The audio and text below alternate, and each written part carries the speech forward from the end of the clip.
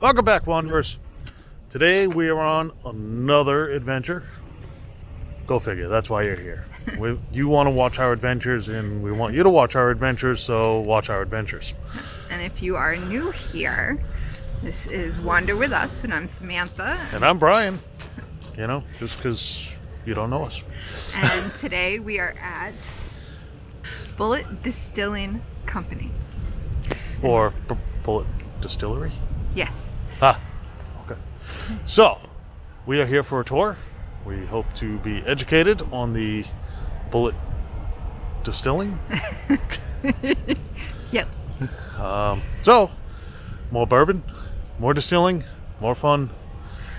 We got to do something while it's cold and snowy and it is snowy. Yep. It's not normal here in Kentucky, so bourbon. Bourbon keeps you warm. So we hope you enjoy this. Stay tuned. Keep following. Keep wandering, and let the adventure begin. All right, we'll talk to you soon.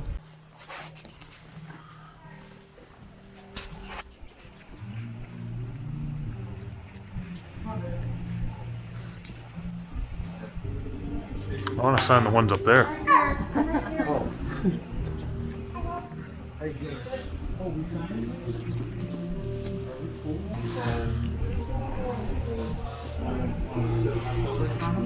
Oh, I want a cow chair.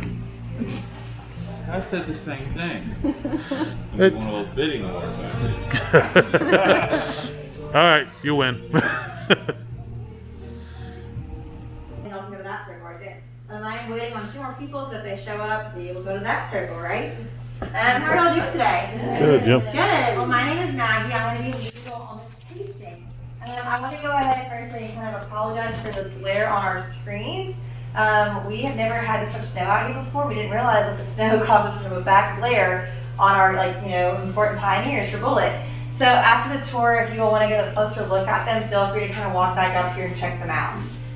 But it's kind of a heads up on why it's kind of blurry and hard to see. But also, have y'all done distillery tours before? Mm-hmm. No one's first time today, or ever, I guess. Awesome. What about? Is it your first time?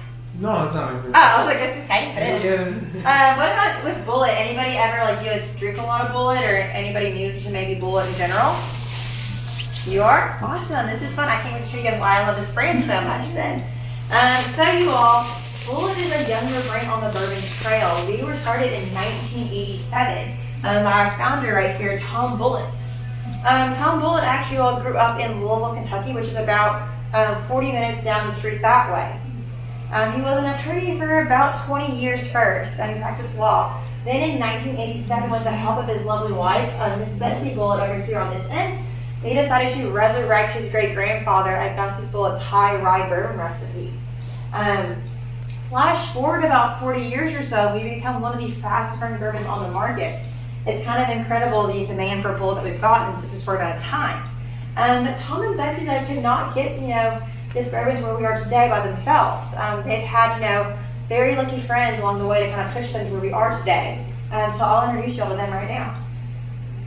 First up, I have Steve Sandstorm. For the couple sitting in front of him, he is, one of those piercing blue eyes, right? If y'all get a chance to look at him earlier, you will see he stares deep into your soul.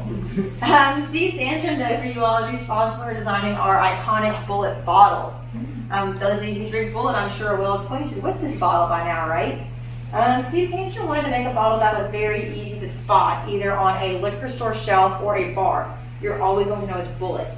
And he also wanted to showcase that beautiful liquid on the inside too of the bottle. So he decided to shrink the label down very small. He did not want to put a big sticker over this. He also decided to add some embossed glass lettering to the front. He added the words Frontier Whiskey. Do you all happen to know what a Frontier Whiskey is by any chance? Good, it's why you guys all showed up today, right? To learn about it. A Frontier Whiskey for you all doesn't have anything with the taste of the whiskey or anything about, the distillation process or type of whiskey. It's kind of going to be like a homage to our mission statement out here. We are the frontier because the frontier is going from what you know to what lies beyond. Just like how Tom Bulleit decided to, venture out to that frontier whiskey making, left behind us his career as an attorney, and kind of took a chance. Thankfully that worked out though, because now I have a job, right? He also kind of wanted to find more that like cowboy, like, you know, frontier style bottles that go along with our frontier spirit out here. So we decided to, you know, watch a lot of those more Western like movies, even did a little bit of antique shopping, and then decided on this more medicinal shape as well. Steve Sandstorm too, you all, is responsible for designing a lot of other bottles of alcohols too. He's won a lot of awards for the Safe to Remain bottle. So if you get the chance to look it up, I recommend doing so. That bottle could almost be a flower vase instead of a liquor bottle. It's beautiful. I have another Steve though too to introduce to y'all today as well. And I have Steve Bill for you all. Steve Bill, you all, is a whiskey connoisseur. He knows all things of all kinds of whiskey, scotches, and bourbons. He was the perfect person to team up with Tom Bulleit in the 1980s.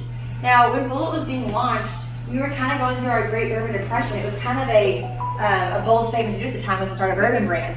Kentucky was oversaturated with bourbons at the time, and nobody was drinking bourbon. People wanted the clear spirits in the 80s. So they wanted, you know, vodkas and gins and tequilas. That's really what was popular at the time.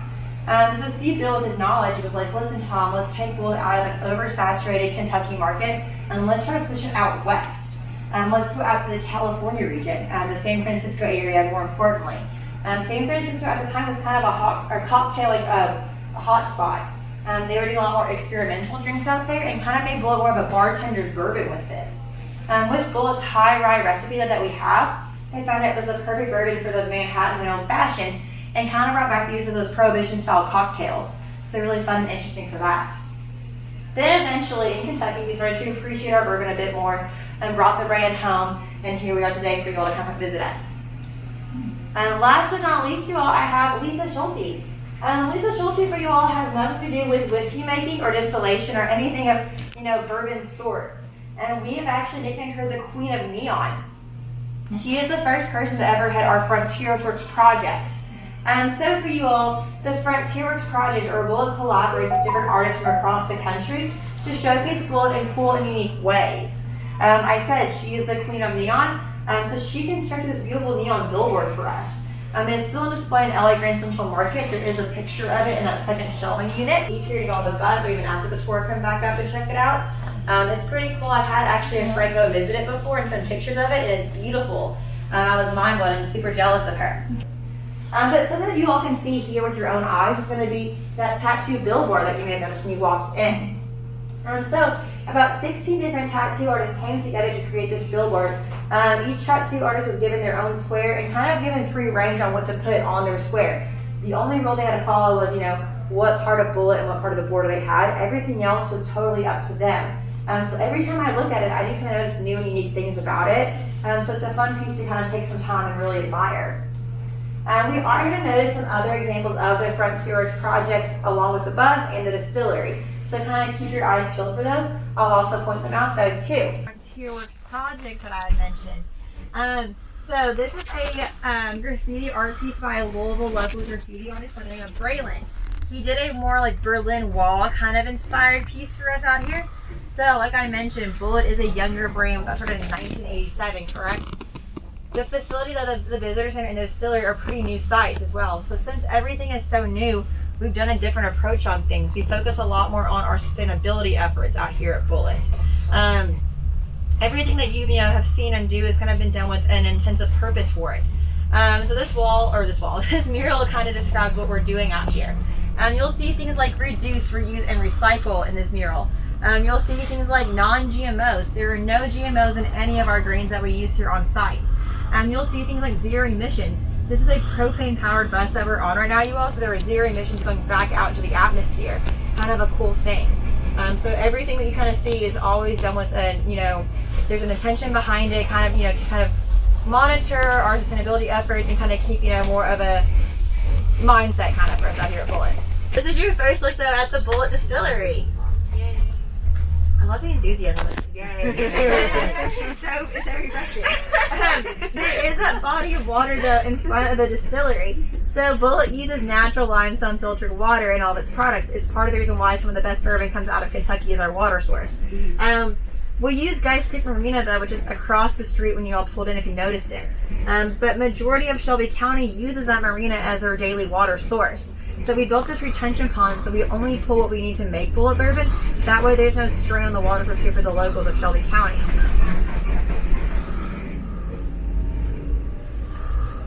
What you guys are looking into is our controller room.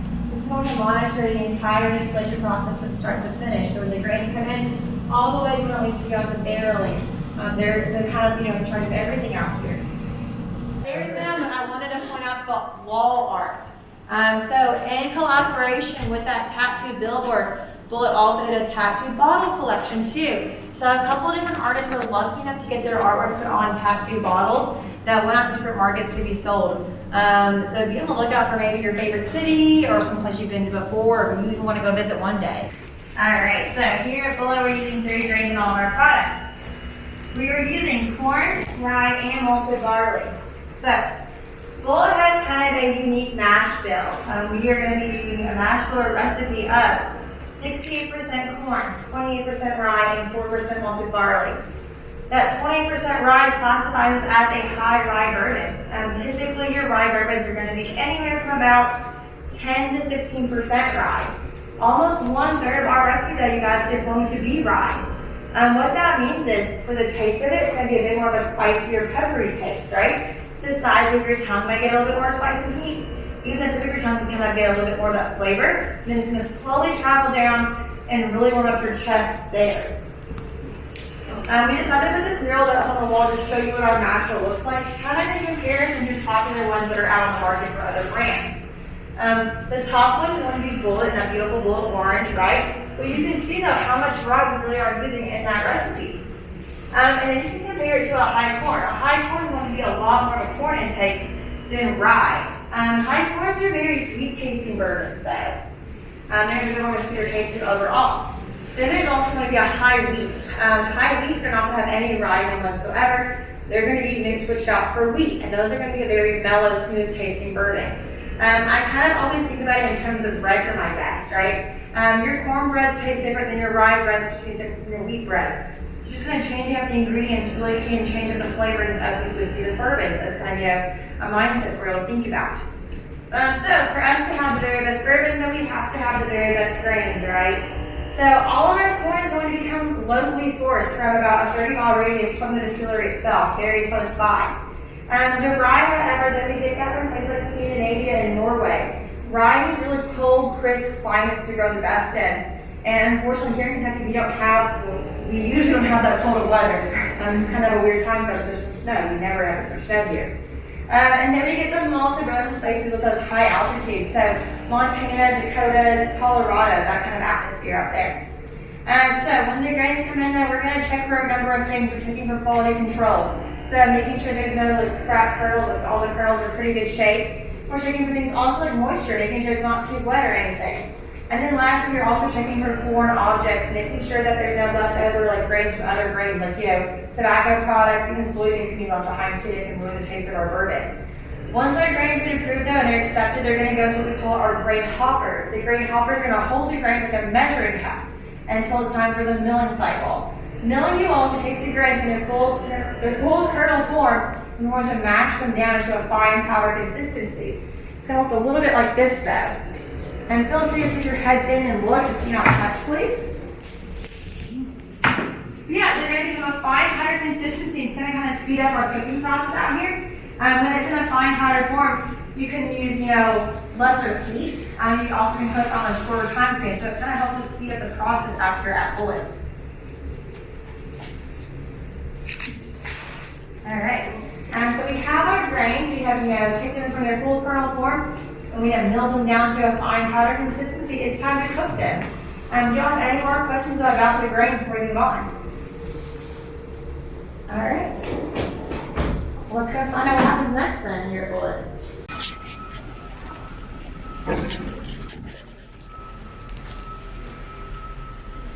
All right, guys.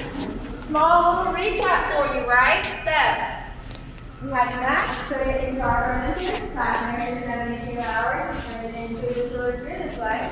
The distillers beer is alcohol, but it's not bourbon yet. We're not going to drink that, right? So, we're going to take it and we're going to put it through the distillation process, kind of polish it up, get it perfect for you all. So, the distiller's beer is going to enter about this level right here on our still. What you all are looking at is a mock example of our column still. Unfortunately, ours is running right now, so you really can't see the film on inside of it. However,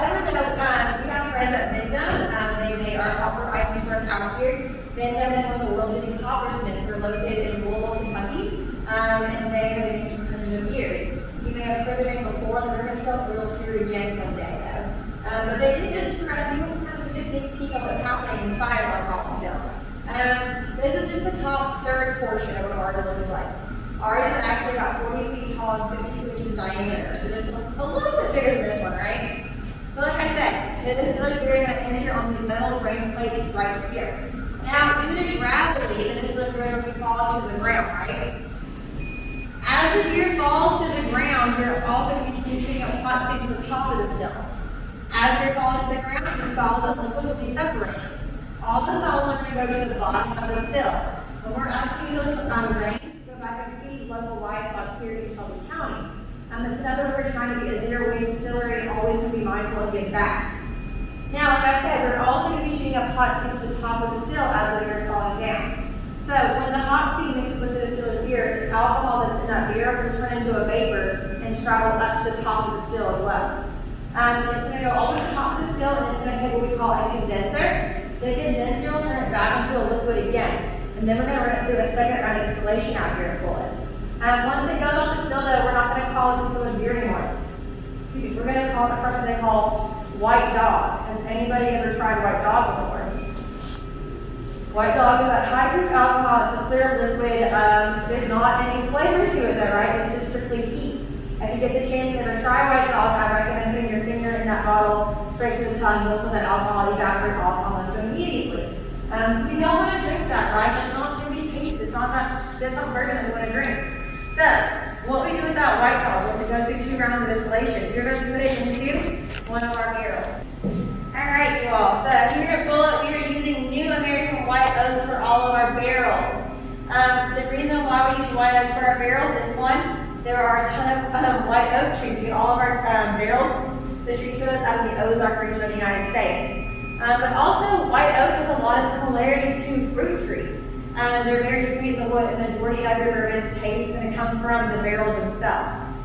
We are also using a level 4 char on all of our barrels. A level 4 char is also known as an alligator char. So on the inside, it does have a bit more of a scaly-like consistency to it. Now, charring your barrels is going to be like the same equivalent as to caramelizing an onion or toasting a marshmallow. It's going to pull all those natural sugars out of it and help us sweeten the taste of that bourbon. The way we store our bourbon is a little bit differently than other distilleries that y'all may have seen. We don't do the ricking system here, so we don't put them on a horizontal, rotating scale. We actually do all of our barrels on pallets, palletizing system, and we store them vertically instead. We put 6 barrels on a pallet and stack those 6 pallets high. We do this for a number of reasons, you all. First off, we found out that we could hold a lot more barrels this way. We hold about 55,000 barrels per warehouse out here at Bulleit. Our sister location, which is known as the Water Distillery over in Louisville, Kentucky, that was Bulleit's first ever home. They do the rigging system out there. They hold about 20,000 barrels per warehouse. So we hold, over double what they can hold in one warehouse. Also for you all, we did a 10-year study before doing it this way, and we found out the taste of your bourbon is not affected by how you store your barrels. In a blind taste test, no one could decide how these barrels were actually stored, which is kind of incredible. But our barrels also have a cool life expectancy too, or lifespan too, not expectancy, a lifespan. So another way that we're trying, to reduce and reuse and recycle, all of our barrels are actually going to be contracted out from Bulleit. So they're going to age Bulleit products from as little as 4 years, all the way to about 12 years. Once they're done out here at Bulleit, though, they're going to go across the ocean and they're going to age Johnny Walker Scotch. Once they're done with Johnny Walker, they're going to come back across the ocean and they're going to age Don Julio Tequila for us. If they are still able to be used, they're going to go to the Caribbean and they're going to age Captain Morgan Spiced Rum. So these barrels have an incredible lifespan, an incredible job. I am very jealous of the fact they travel the world and they're full of booze all day long, right?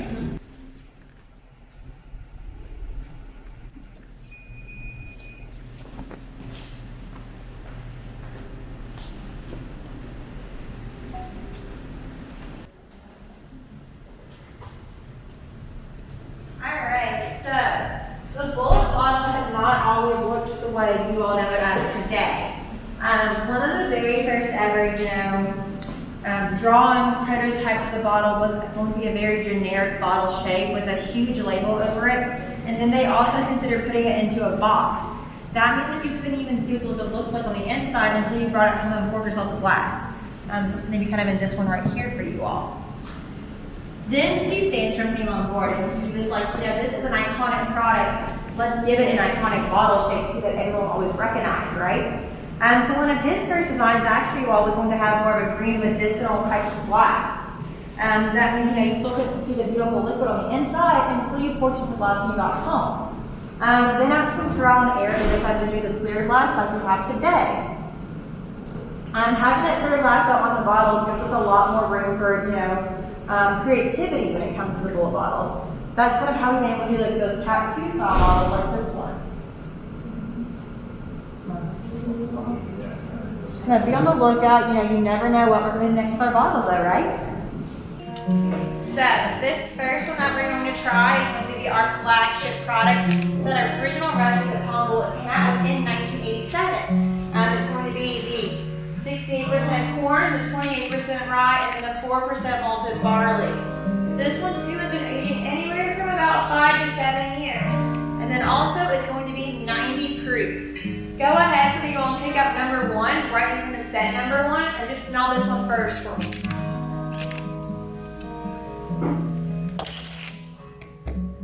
I think this one smells really sweet. I get a lot of like vanilla tones from it, maybe even a little bit of like brown sugary. Smells like bourbon too, right? Fingers crossed. When y'all are ready to go ahead and do your first sip. Cheers, y'all.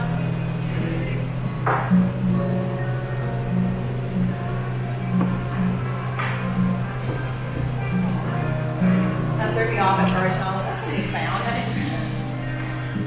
What do you think of the taste of this one?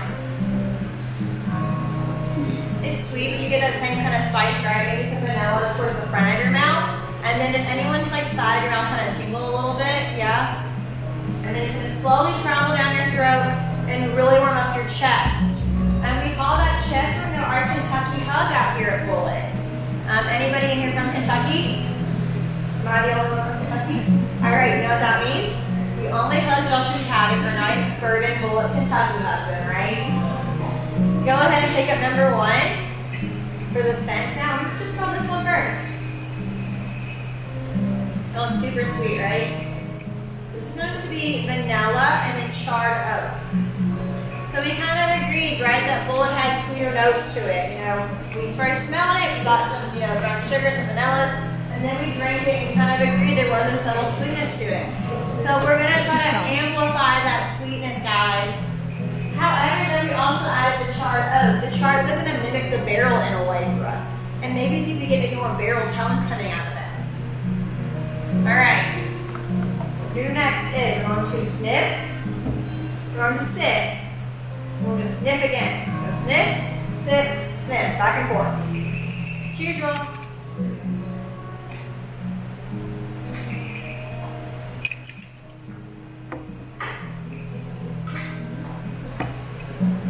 What are we thinking about this? Is it getting sweeter for anybody? Yeah, I don't have any of that high rye spice on the sides of my tongue. It's an overall sweet taste. You know, I don't even know that much about holiday anymore. It's a subtle warmth, right? What about the opposite? Anybody get more spiciness over high rye? No one here is going to disagree today. So they're not wrong if you were to get a high spice factor.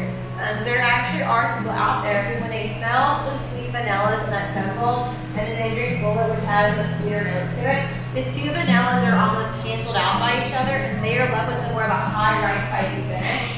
My other groups today, I had the majority of the first group, they all got spicy rye finishes, while the second group only had about 1 to 2 people.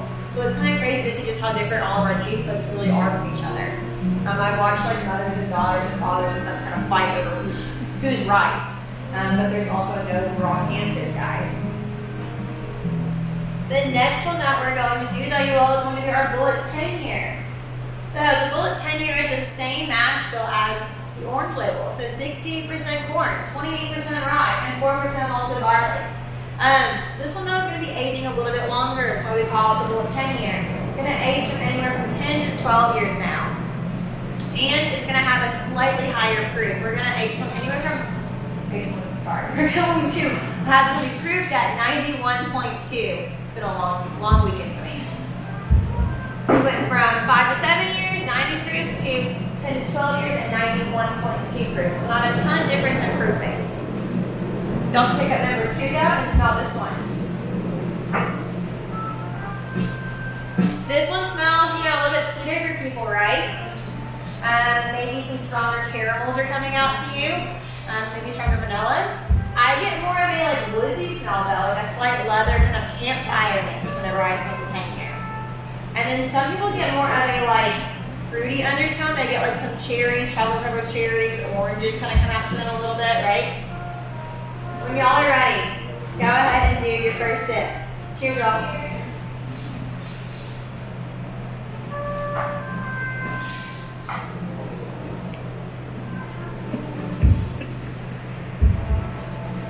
What do we think about the 10-year? What's wrong? Do you need some water? No, I'm okay. Okay. I think the 10-year is very smooth.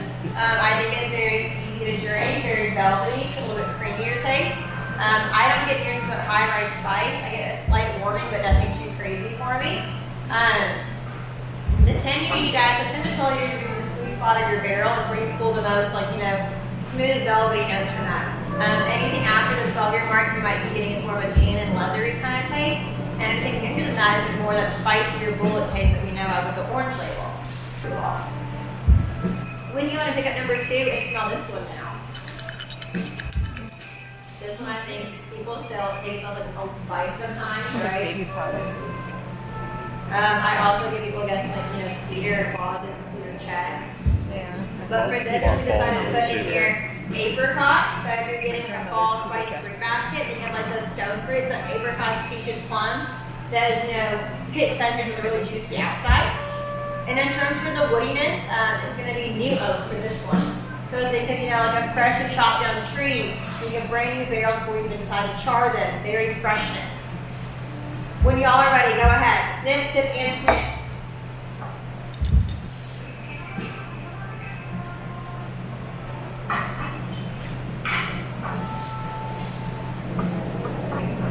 So you guys, what do we think about this one then?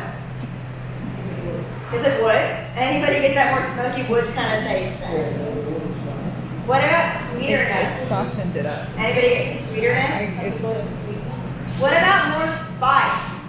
I get more spice added on. I get it's for my tongue. It's a lot more heat whenever I do it, and a slight tingle on the sides of my tongue. Did y'all get anything coming out for you all? Just the wood stuff. Something about the scent ball for me really just kind of mimic almost the uniqueness of that orange label in a way. I kind of get raw diet of that same ice for the more fresher, younger bourbon. With this being said though, guys, these scent balls, if you guys are liking any of these whiskeys or bourbons more after the scent, don't be afraid to kind of, you know, play around with cocktailing like this. You know, look for cocktails that maybe mimic, you know, those same flavor profiles with the scent balls. Or even, you know, light candles throughout your house that mimic the scent, kind of stuff with that same ambiance. So we're gonna move on now, you all.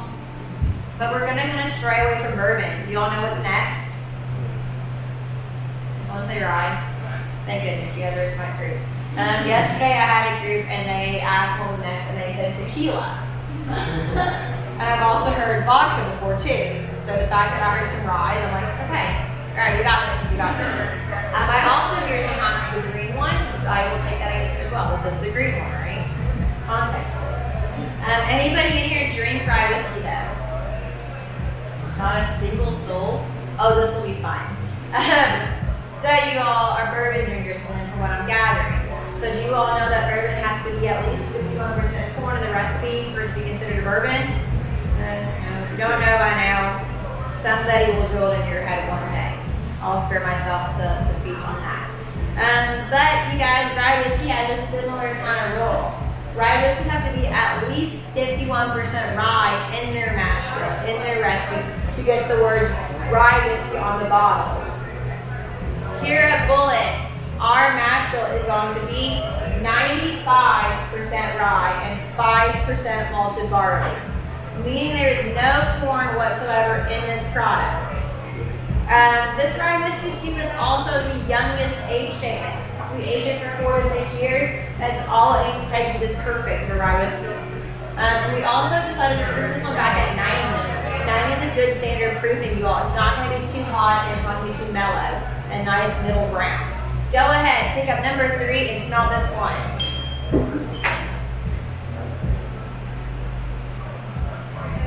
What do we think about this one when it comes to smell? I get like fresh cut grass. I get earthy springtiminess, right?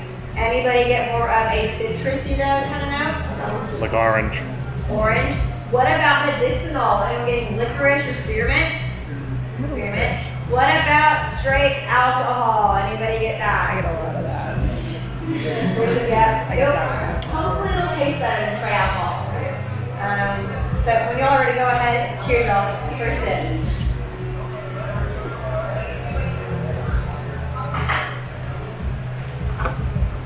Is anybody surprised though about the taste? It tastes like It tastes good. I'll take that. Anybody else make was smoother than the other ones, or smoother than what you were expecting, maybe? Smoother than I expected. So I think that rye you all get a bad reputation sometimes. People hear rye and they think spicy peppery. Then they hear our Nashville for the rye whiskey is 95 rye, and they're thinking straight pepper, straight spice. That's not always the case, though, you all. Ryes are actually more of a cool and crisp kind of grain. And their finish is going to be like the back of the throat, right? Kind of like out the ears, out the nose, out the mouth, yeah, the eyes for some people. Ryes are great for medicinal use if you have any kind of allergies to a shot of rye whiskey. You should kind of get everything cleaned out of your system, right? A cold or anything. Hot toddies are really good for rye whiskey.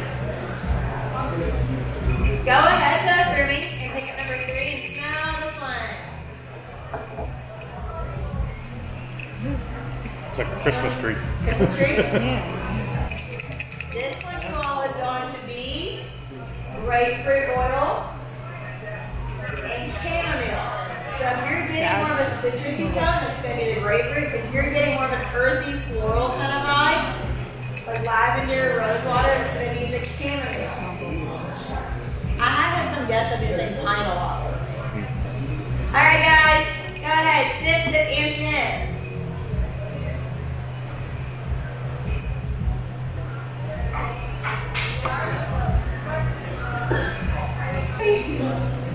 And what do we think though of the symbol?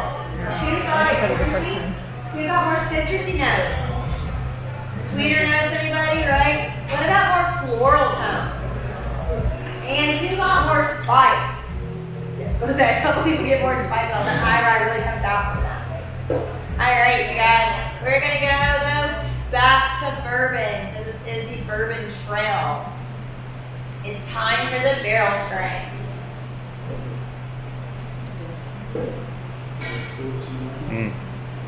Alright guys, barrel strength time for you all. So the barrel strength and the orange label are very similar.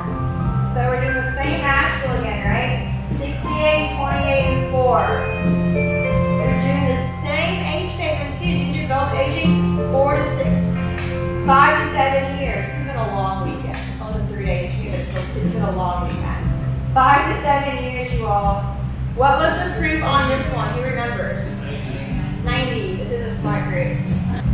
This one's gonna be slightly different than the 90 proof. So, the same barrels are gonna be being used for this, right? We're gonna blend the barrels together, get that consistent flavor profile.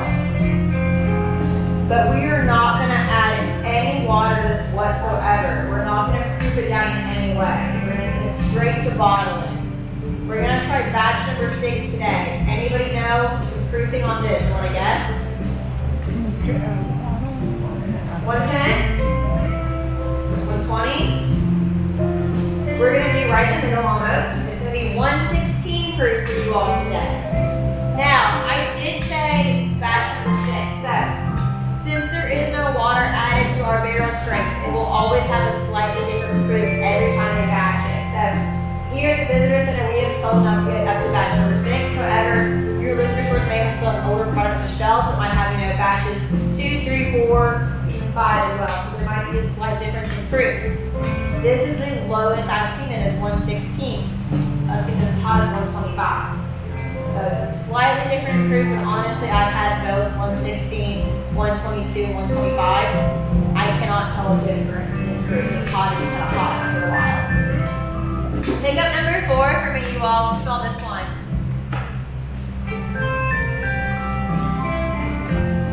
This one I think smells like straight maple syrup, right? I'm getting like, you know, like I envision like a Bulleit boozy brunch with like, you know, maple syrup with the barrel strength over on pancakes or waffles. I don't have any like alcohol smell at all. Yeah, I get a little bit of alcohol. Before you have a sip, if you've never had a barrel strength before, after you swallow it, kind of slowly bring it out of your mouth, it's gonna kind of coat your tongue for that harsh alcohol heat, but help you keep all the same flavorings as well. Cheers, y'all.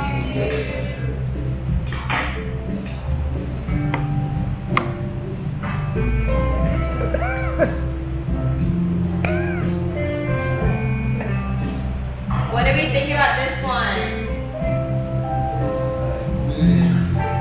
Yeah, it's very balanced, I think. The apple is very well balanced. It's sweet, there's just some heat, right?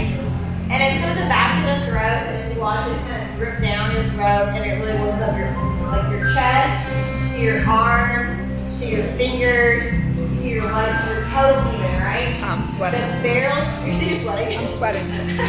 The barrel strength is perfect for days like today, where there's a bunch of snow on the ground, right? Go ahead though, for the last time, pick up number 3 and smell this one. 4. Yeah, 4, thank you. I told you, I've literally been the longest with it my entire life. And we were snowed out Thursday, so we're ready for Thursday. This is gonna be your holiday spices, right? So it's gonna be nutmeg, cinnamon, cloves, some baking office, and vanilla. For the last time together, you guys go ahead, sniff and sniff. Or my smoke is gone from.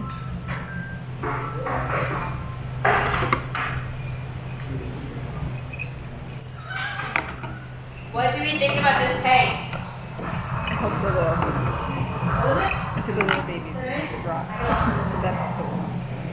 I think this one kind of becomes like a red hot candy to me. I get a lot of vanilla on the front of my tongue, and then it slowly gets more It's okay. sweeter on the back. I said I'm sweating. Anybody get sweeter notes though? Just overall, sweeter overall? What about spicier overall? Spicier? Alright guys, we are going to kind of slowly go back to reality now. All right. So that was the Bulleit Yep. Distillery tour Yes. in its entirety with our wonderful tour guide. Was it Michelle? Yes. I think it's Michelle. But we'll tag her in it. Had a fantastic time. Had some tasty bourbon. Had a fantastic drink afterwards, which had pumpkin spice and ginger beer and some lemon. It was fantastic. I definitely recommend it if you are in the area and check it out. So make sure you like, subscribe, continue following, continue wandering, and Let the adventure begin. we'll talk to you guys soon. Hope you had a great time on this tour.